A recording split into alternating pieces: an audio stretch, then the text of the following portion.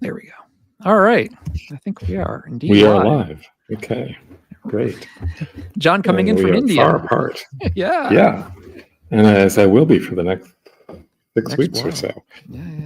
Yeah. So good to be here. It's chilly here. It's nighttime. It's 7:30 in the evening, and the sun is well set. And as soon as the sun sets, the temperature drops considerably because it's so clear. Yeah. Oop, you muted yourself, John. Okay. Hopefully nothing. Yeah. Hopefully we won't have too many interruptions. I've been lucky. We've been lucky so far, and we have some backups. But I'm literally sitting next to the modem, so it'll be okay. Fingers crossed. Fingers crossed. Yeah. I mean, we're staying in an Airbnb in a relatively quiet neighborhood, at least at this time of day. Kind of, there's a lot of sounds in the morning, but which are always fun. And actually, at 6 o'clock, somebody blows on a conch. Oh, I think maybe a call to Hindu prayer. Could be. Yeah. So, but That's now cool. It's quiet. Yeah. So, shall we do the official beginning? Yeah, sure. Let's do it. You want to start or should I start? I'll start. All right. So, greetings, Doug. Greetings from Jaipur, India. It's good to see you. There in cold Connecticut. Yeah, great to see you as well. Yeah. I'm sure things are nicer there than here. Well, warmer anyway. Warmer, yeah. And if there happen to be any people here listening from the LA area, I hope you are safe. Yes. One of my good colleagues lives in Santa Monica, somebody I teach with, and Gulu Singh, and he wrote me, and at least yesterday they were 3 miles from the evacuation zone, but that may well have changed. Yeah, those things change quickly. Yeah, they were on guard. So crazy world, and it's kind of daunting, concerning. Absolutely. Yeah. Excuse me. And I mean, when we know that there were fires not far from you over the summer, and so Yep. Could happen anywhere. Yeah. And up in Canada as well. I mean, for the last few years, northern Canada, and oh my gosh, it's everywhere. Yeah. So we hope everybody hearing this is safe, and Anyway, what we were going to talk about time today. Time, yes. I don't know if we did this before, by the but fact, I don't remember either. I forgot to look, and excuse me, how it plays out in the teachings, and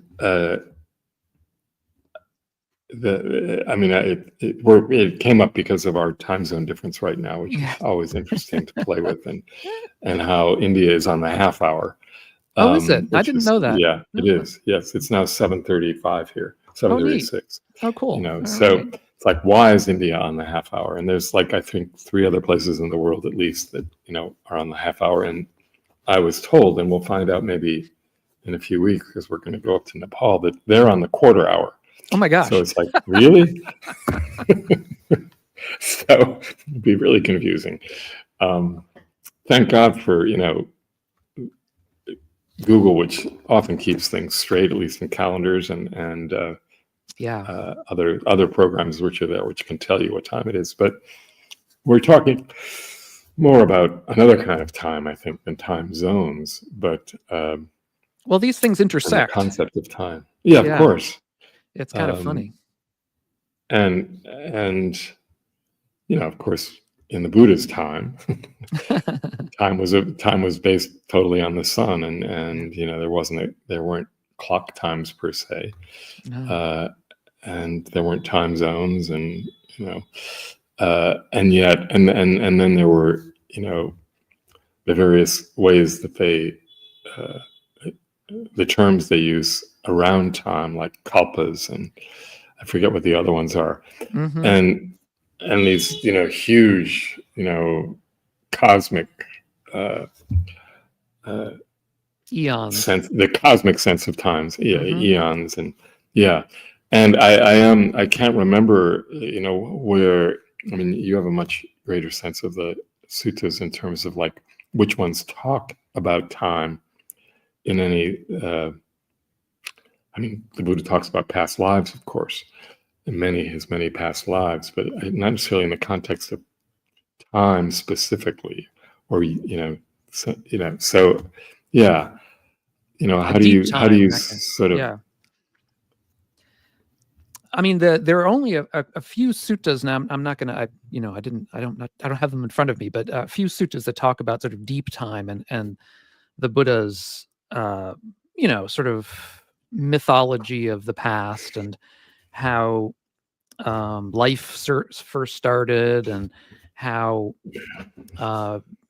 human societies first started and how leadership started and the first kings started because people were growing rice. There were more and more people and they were growing rice, and then they would start stealing from each other, and so they decided, people got together and decided they needed somebody to sort of keep the peace and just basically adjudicate between people who had fought over resources, and that's how politics started. I mean, he has this kind of story.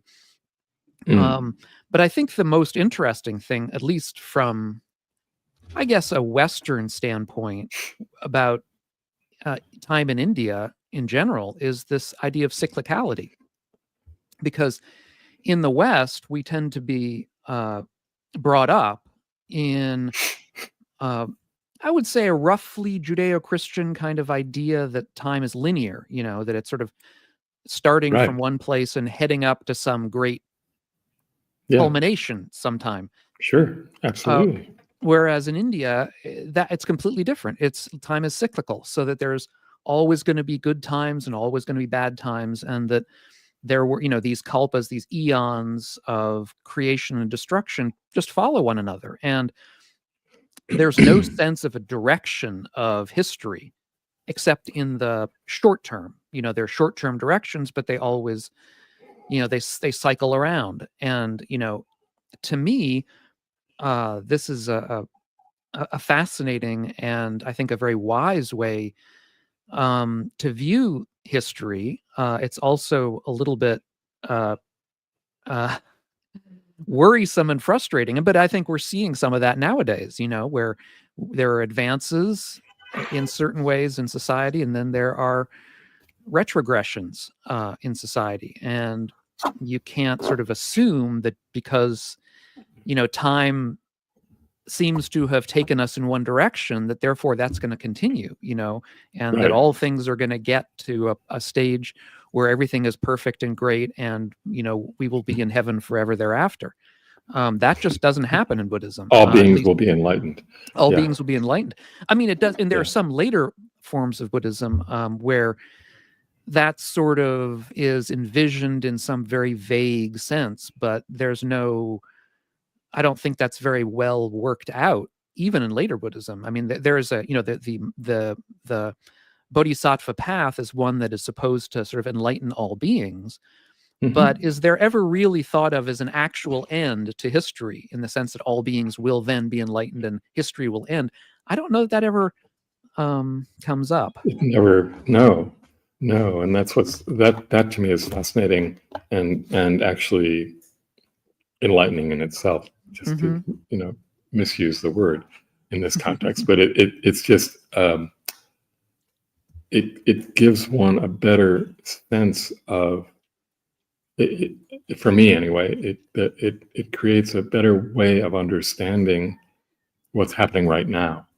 That we can sort of get caught in, this is a disaster, this is horrible, all of it, and all of which is true in this moment, that it is a disaster, it is horrible, but it by no means foretells anything down the road. Because we have to, if we have a kind of sense of timelessness versus clock time or calendar time or historical time, and we're caught in that. Obviously, we want to learn from history, to impact what's happening now, and some do and some don't. But we're sort of, a lot of the suffering that exists in this world is because of this sense that we don't have enough time, or we have to take care of this now, and it has to be right now, as if whatever is happening now is going to determine the future. In one sense, it determines the near future, but things are constantly changing, and of course, if that's seen clearly, then if it were seen clearly, by certainly by those in leadership, or just by society in general, then things would be different. But they aren't, and they can't be expected to be. So how do we respond to it individually as a place to start, and how does that impact how we make decisions? And even if we look at, it's interesting, just on a personal level, financial planning. Of course, yeah, sure. Yeah, we can plan all we want, but then we could be dead tomorrow. Yep. It's like, or like how much, once we sort of hit a certain age, well, okay, what are we supposed, how do we work with that? And how do we hold to it? How does it create stress in our lives? Or is it possible that we just sort of let go of that? Yes, we want to have enough for ourselves, but we don't know, we have no idea how long we're going to live necessarily. I mean, unless we've been given some prognosis, and even then, you don't necessarily know. So how we relate to all this and how it plays in our lives is really kind of important. And I think the teachings on, certainly the teachings on anatta and on self and impermanence, if seen fully, that makes a big difference in how we live. Yeah. And also note, I mean, this, I think keeping in mind this idea that how we frame past and future is a construct. And yeah. I mean, I think there's two ways to take this. I mean, on the one hand, like you were saying before, I think it is critical to have a knowledge of history. I think that is something that many of our current leaders lack, and I think it is, something that we all should have. We should study history in the same way that the Buddha, let's say, talks about the laws of dependent origination. Dependent origination can be understood in various ways. I don't want to say the only way to understand it is this, but one of the ways to understand dependent origination is a kind of understanding of the laws of history, of how things progress over time. That's one way to understand it. People have different interpretations, of course, but the other thing that so that's one thing I think we should keep in mind about the past, is it's good to learn from and understand the laws of change. But also, it's important to keep in mind that a lot of what we think about the past and how we frame the past, and particularly the future, is in a certain sense a kind of illusion. It's a kind of a mental construct. It's something that comes and goes with our state of mind, our recent past, our conditioning, our current conditioning. And so I think we have to, when we're getting obsessed about future or past, keep that in mind, and to think that there are other ways to frame these same issues that may not comport with the way we're framing them. Can you give a specific example, particularly in when it comes to history and dependent origination? As a way of looking at reframing it. You mean, how do we reframe? How might we reframe the past? Or yeah. I mean, it's. I mean, different people will see the past in different ways, so that they're going to see different kinds of clinging. They may understand, you know, I mean, I don't want to, I don't want to frame this in making sort of good people and bad people, Yeah, but of course not.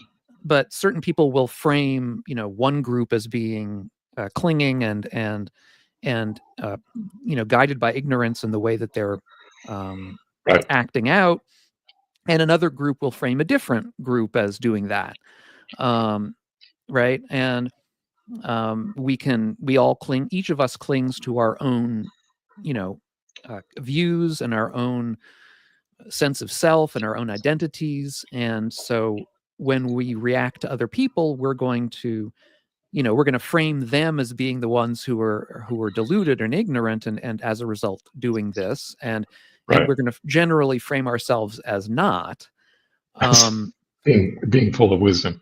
being Yeah. full of wisdom, right?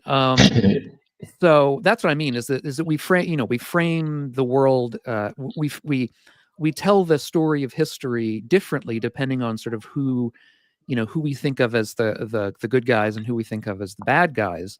That's one way to Right. frame. I mean, there's many different Right. ways we can do that, but that's just one example of a way that we can see history in different ways, even while understanding that the knowledge of history itself is extremely important. Right. And I think what's fascinating about that is, when we're teaching loving kindness, and um, somebody says, "How I can't possibly," or forgiveness, which is another form of loving kindness. I can't possibly, forgive, name your historical bad guy, for what he did to my family, or what he did to the Jews, or what he did to whatever, Yeah. whoever, Hmm. you know.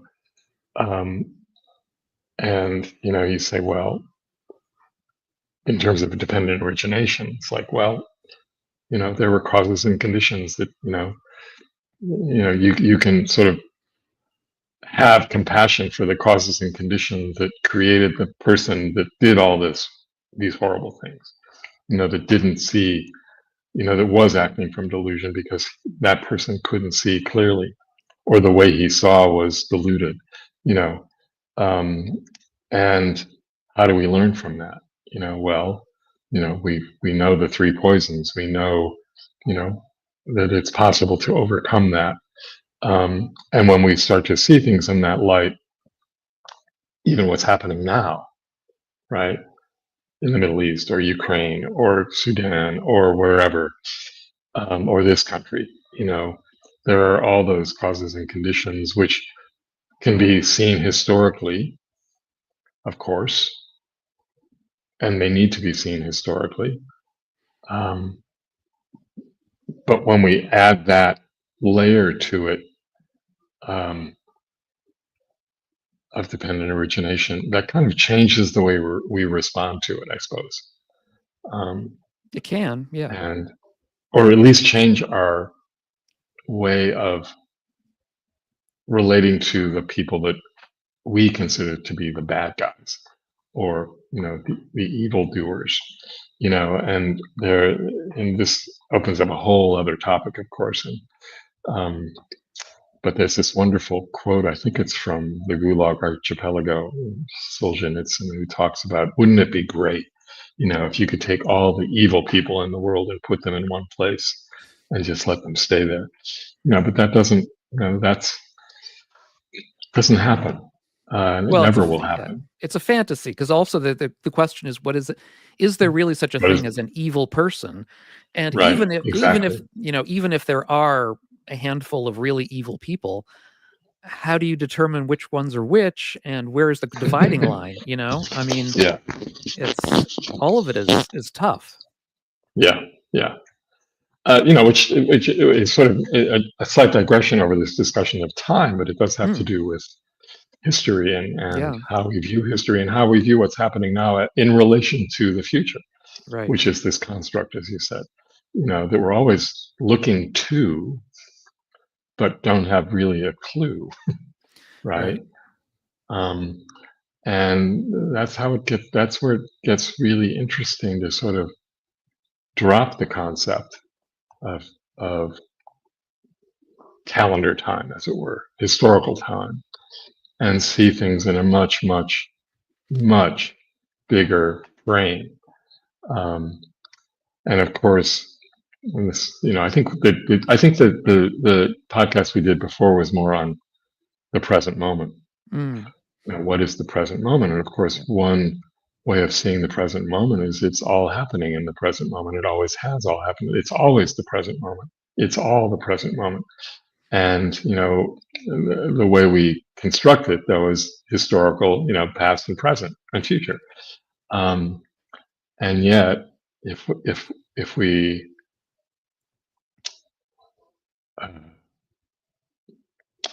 kind of let go of the bounds of that, the binding of those time frames, what changes in the way we experience the world and relate to the world?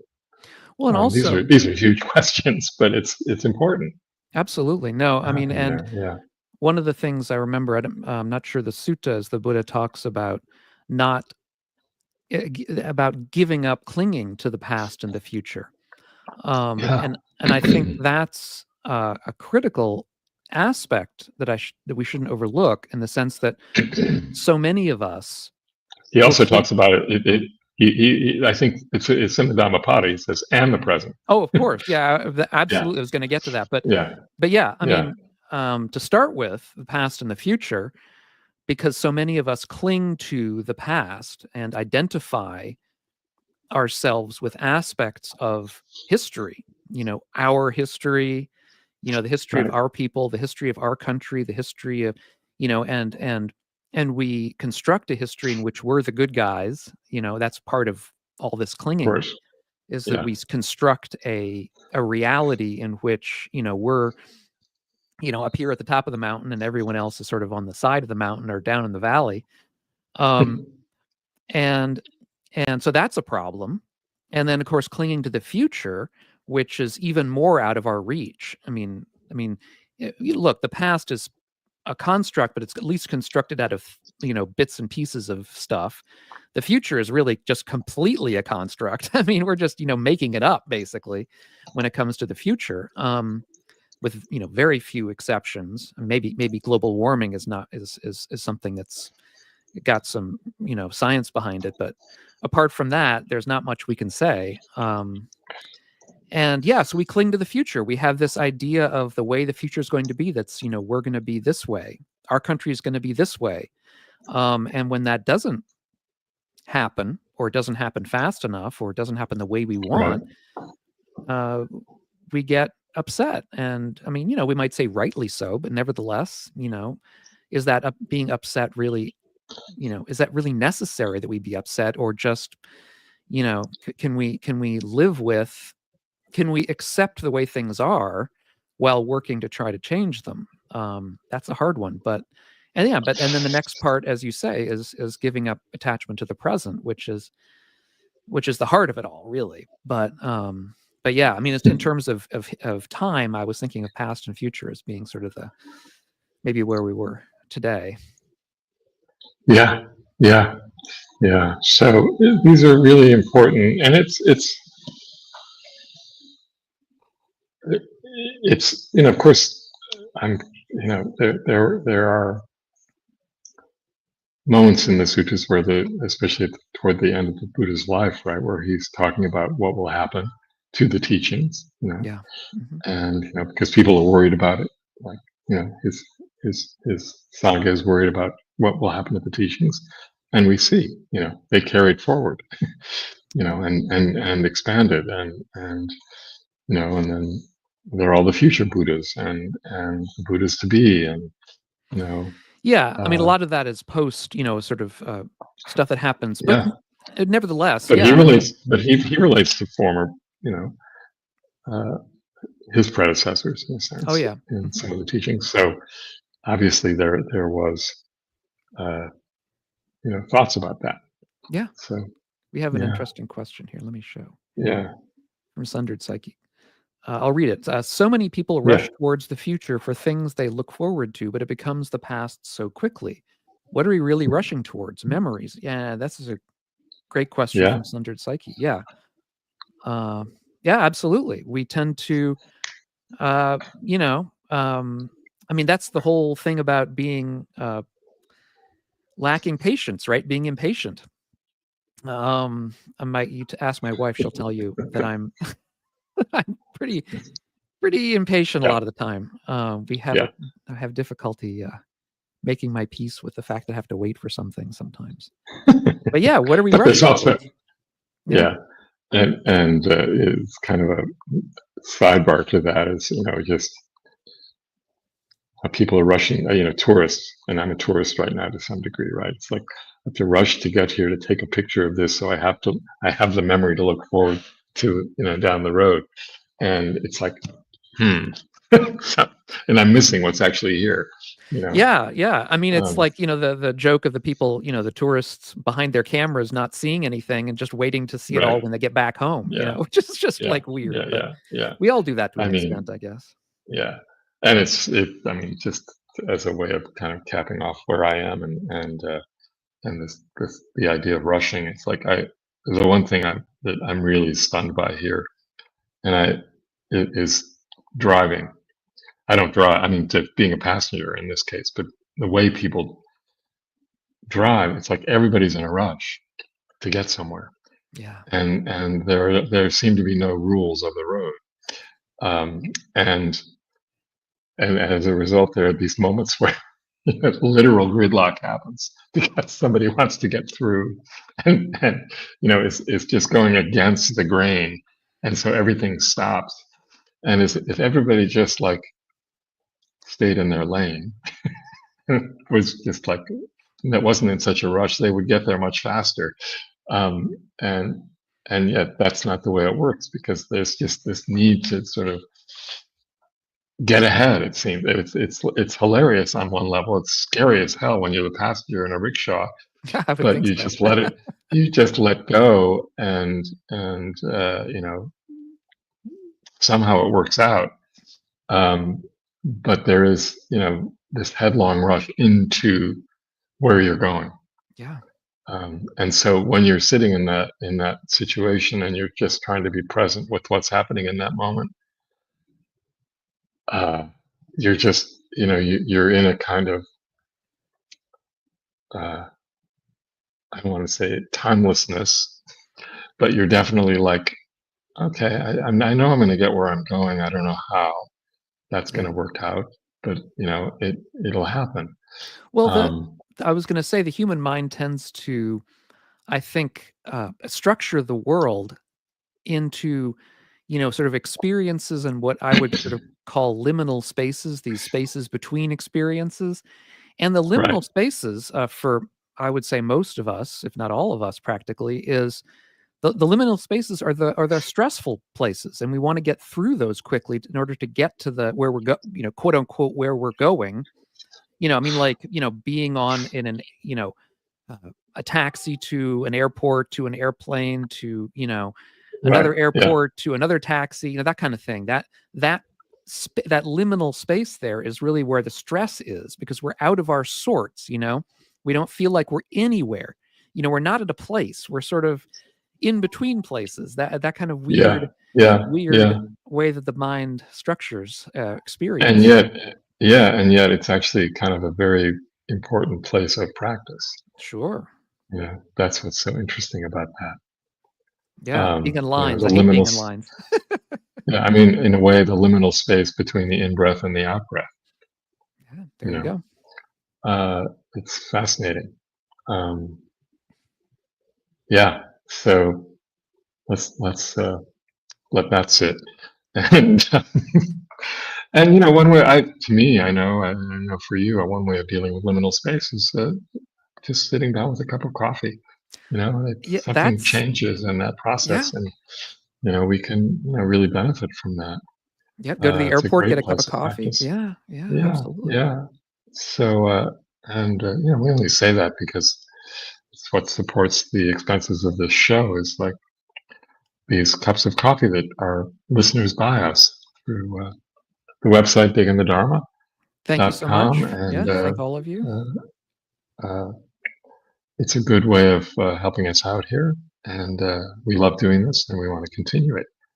This is actually this is the first episode of our 4th season. I think it is. Yes. Mm-hmm. Yeah. So, yay us. Yeah. Yes. Yeah. We've made amazing. Here we are. And our loyal fan club of members and non-members who tune in. Yeah. Not so much necessarily on YouTube, at least live, but online and in the podcast. So we thank you all. Thank you very much. Yeah. And if you want to watch us record it, we are on YouTube. So yeah.